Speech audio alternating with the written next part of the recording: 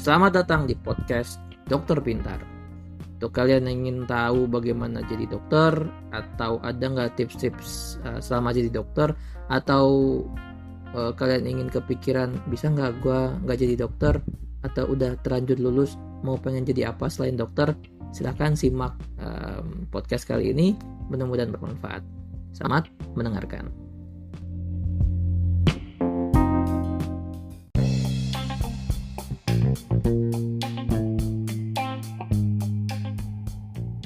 Yuk, sebelum kita mulai ke episode kedua, minggu lalu gue janji gue akan tambahkan data yang gue lupa di episode 1. Jadi pertama kali ujian kompetensi dokter Indonesia itu di tahun 2007, dan pertama kali inisiatif internship itu sudah keluar undang-undangnya itu di tahun 2010. Oke, that's all. Silakan menikmati pembahasan berikut ini. Hai, balik lagi bareng gue Dr. Hafiz. Jadi gimana guys, masih pengen jadi dokter? Untuk adik-adik yang lagi berjuang untuk mencari atau menentukan pilihan untuk kuliah di mana, atau yang udah menentukan oke deh gue pengen jadi dokter nih, bentar lagi kan UTBK SNMPTN buka, sebaiknya gimana? Beberapa saran dari gue adalah, yang pertama, fokus ke universitas yang paling dekat dengan kalian. Entah paling dekat dengan cita-cita atau paling dekat dalam artian lokasi. Kenapa? Karena toh juga nanti kalian lulus gak akan ditanya juga sih kalian lulusan mana, gitu ya. Seperti yang gue ceritakan di episode yang lalu, negara ini masih butuh dokter. Jumlahnya masih belum cukup dengan target minimal 1000 populasi ada satu dokter. Jadi sebenarnya ya kalian punya pilihan untuk kuliah dimanapun yang kalian mau dan kalian mampu.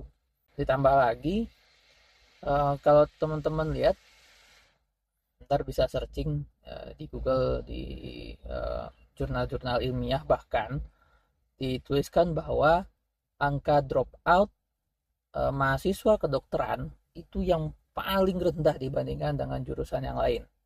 Percaya nggak percaya? Bahkan di Amerika sekalipun yang pendidikannya cukup panjang, karena harus sebelum seorang daftar premed harus sudah punya gelar sarjana dulu atau minimal sudah diploma. Di UK juga bahkan angka dropoutnya cuma di bawah 2%. Dan yang gua rasakan, pengalaman gue di angkatan gue pun juga dari sekitar 241 yang DO nggak nyampe 5-6 orang. Dan paling banyak dropout itu adalah di tahun pertama. Kenapa? Karena memang di tahun pertama teman-teman bisa menentukan apakah jurusan ini cocok buat kalian. Karena kalau udah lewat dari tahun-tahun pertama minimal ya preklinik, please deh jangan drop out, karena udah sayang banget tinggal bentar lagi lulus. Minimal dalam jangka waktu 3 atau 3,5 tahun lagi kalian bisa dapat gelar sarjana. Dan gelar sarjana kedokteran bisa kok dipakai untuk cari kerja, walaupun kalian nggak bisa praktek karena harus dapat gelar dokter dulu. Itu satu. Jadi jangan terlalu fokus dengan universitas atau kampus-kampus ternama yang kalian rasa duh gue pengen banget nih di sini, sementara saingan kalian banyak banget. Selanjutnya saran gue adalah pikirkan juga pilihan kedua, ketiga, keempat, dan kelima kalian, karena jalur masuk untuk jadi mahasiswa kan gak cuma satu, gak cuma dengan SNMPTN. Setiap kampus juga punya ujian masuk, dan setiap kampus juga punya jalur-jalur khusus yang lain. Contoh misalnya jalur kelas internasional yang kalian tinggal datang ke kampusnya, kemudian tanyakan apakah ada kursi, kalian ujian, bersedia membayar uang SPP beberapa dolar, sudah kalian lulus. yang memang peminatnya pun juga jarang biasanya. Jalur-jalur yang lain seperti jalur ekstensi, jangan malu untuk masuk ke jalur ekstensi, karena menurut gue kalau kalian mampu dan orang tua kalian menyanggupkan dan kalian memang pengen banget ingin jadi dokter, jangan kebalik ya.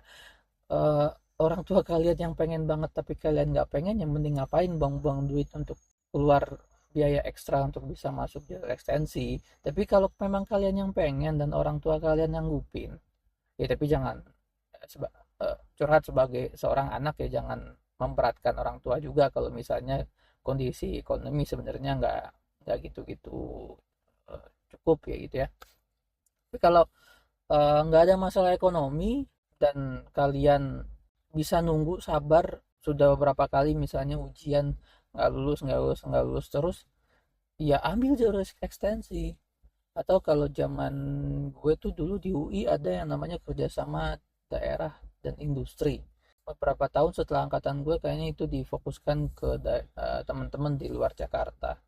Nah itu juga peminatnya lebih sedikit dibandingkan dengan ujian tulis biasa ya, karena memang di situ calon mahasiswa harus sanggup ketika begitu lulus langsung bayar uang SPP selama 5 tahun di depan semua, ya, dengan beberapa tambahan biaya pembangunan sebagainya lah.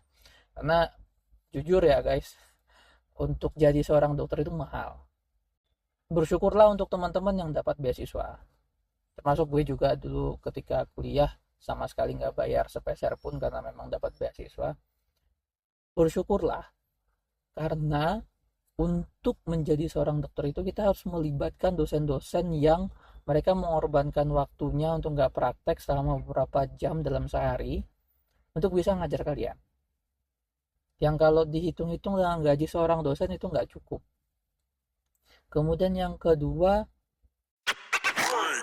kemudian untuk kalian bisa punya buku textbook kedokteran itu tebelnya minta ampun luar biasa, isinya semuanya ilmu semua, dan memang mahal